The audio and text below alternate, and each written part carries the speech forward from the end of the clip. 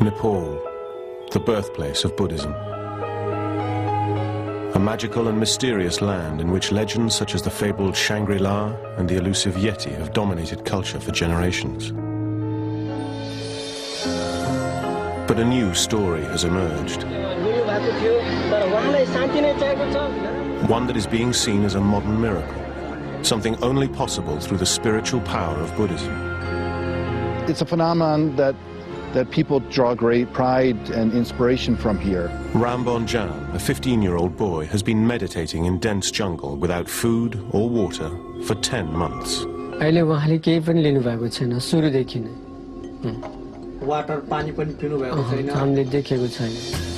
Many suggest he is a physiological and cognitive freak, with such immense power of mind over matter that it could change the way we look at modern science and medicine forever. If he's truly gone without food and water, it's difficult to explain on a purely scientific basis, so you'd have to bring in spirituality in here. As millions of pilgrims flock to the site, we'll explore the truth. To see that in the middle of Nepal, in the middle of all the crowds around, that's very, very special and very questioning, of course. Is he the second coming, Buddha reincarnate? Or is this something far more sinister? An elaborate hoax in which a young boy is being starved to death before our very eyes for profit.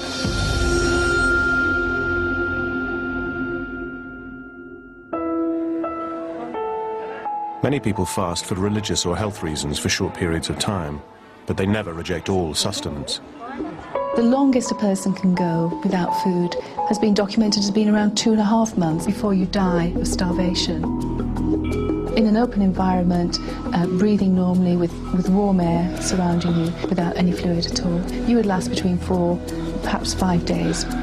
Bamjan has not eaten and, more importantly, not drunk anything for 10 months. By filming him continuously over the next 4 days, we will investigate this phenomenon and discover whether a human being can live without food and water. It would be impossible to meditate for that long without food and water. I studied similar cases in the past, and this is possible.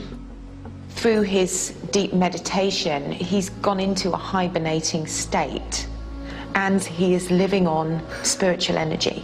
I can't accept that. It goes against what I know about how the body works, about the nutrition that you need. He's getting food and he's getting fluid from somewhere. Ram has never been scientifically tested. He sits undisturbed as millions watch his every move. If he did the same thing in Birmingham or in Baltimore, I'm not sure that the society would perceive him in the same way. Why isn't he in school? Why doesn't he get a job? He should be doing something. Nepal is a country relatively untouched by the global market, where 90% are devout Hindus and 10% Buddhist. I think it's a great story for Nepal. I mean, I think it comes to the right time. Nepal is in a state of political turmoil.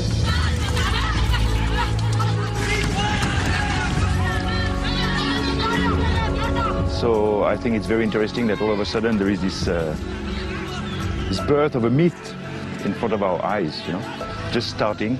Nepal faces a stark, desolate reality without its religious beliefs. I don't know if the story of Bahadur Bamjan appeals to a certain consciousness now, looking for some saint, some figure, someone who can perform miracles at a time when life seems so tawdry and broken and uncertain. As science progresses, it's pushing God further and further out. And where science hasn't yet encroached, you will find God. Ram began meditating in May 2005. By November, the remarkable story hits the press worldwide. Newspapers claim fake. Government officials say that the boy's local supporters have received around £4,000 in donations. Up until now, no film crew has been allowed up close. We will attempt to be the first to obtain proof of the claims of the Buddha boy. With fierce loyalty, his followers hide him at certain times of the day.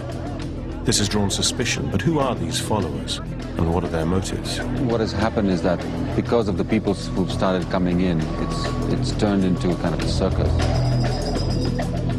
Soon, roads become nothing but dirt tracks. After traveling more than 12 hours from Kathmandu, the last 40 kilometers through dense jungle, suddenly a gate manned by sentries bars the way any further. And we're diverted to a bustling temporary city of hawkers, fast food sellers, and a bus park in the middle of nowhere. Previously, we used to farm only, but now there are jobs available. There is good income. Amazingly, 10 months ago, there was nothing here but jungle. The city has been expanding at an astonishing rate ever since the boy began his meditation. There is a kind of economic desperation which perhaps a phenomenon like this would attract people. I used to run a restaurant in the city, but this one makes much more money. After walking 5 kilometers from the temporary city with the throngs of devotees, we're confronted by crowds 20 deep and the boy surrounded by a series of barbed wire fences. We have to fight our way through just to get a glimpse from the 50-meter fence.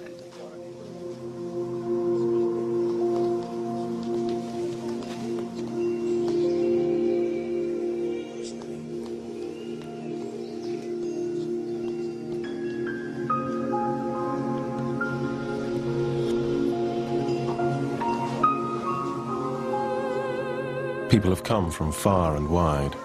Many have walked for days. Some give offerings, others pray, or give donations. We need to get closer than the fence is allowing us, and soon realize that Ram's eldest brother is running the site. Granjaji Bamjan leads the committee, an 18-strong self-appointed group set up to protect the boy's welfare, and it will be his decision if we are allowed to film.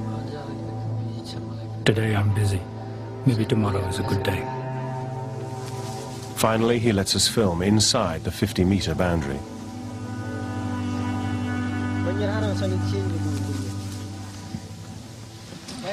Unfortunately, just as we reach a second fence at a distance of 25 meters from the boy, we're stopped from going any further. So it is here we start recording. By the end of our first day, Ram has not moved a muscle since we began filming 8 hours previously. If you wanted to prove that he really wasn't taking any fluid at all, you would have to film continuously for at least 4 to 5 days. At 10 p.m. we are moved back to the 50-meter fence, too far away for our infrared cameras to pick out the boy. Without water, even under reasonably good conditions, you're talking about lasting no more than about 4 days. He's trapped behind a gate padlocked by the brother. He has the only key. It is the only access in or out.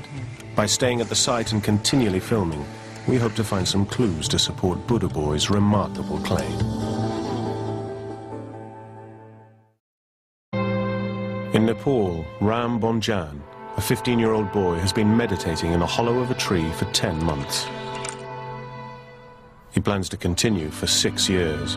I do know of a case of a medical student who did survive without food for something like 43 days, but he was able to survive on snow. So far, his supporters claim he has not eaten or drunk anything. I get the feeling this is going to be slightly different than some of the other Hindu scams that have happened. Some of these are not genuine holy men. They have long beards and then they smear themselves in ashes and then they would be in cahoots with the local villagers. This one, I think, will carry on a bit. We're into our second day, 27 hours into filming. Still not enough to prove if this is a miracle or a scam. To find out the truth, we're staying on site day and night to film continuously for another 69 hours, as this is the time it takes for an average human being to die without any water. Like 70% of the body is water. Without it, it would affect every physical functioning of the body. By day 2, you start to cannibalize the stores of protein that you have. I would say from day 2, your skin is going to get rough, cracks appearing at the corner of the lips, and the skin will lose its color and the brightness and the elasticity. So far, we have not seen any of these physical changes in the boy's appearance. He is surviving on nourishment. The question is, what kind of nourishment? We can't, as Westerners, tap into using spiritual force and spiritual energy for nourishment. That's the key here.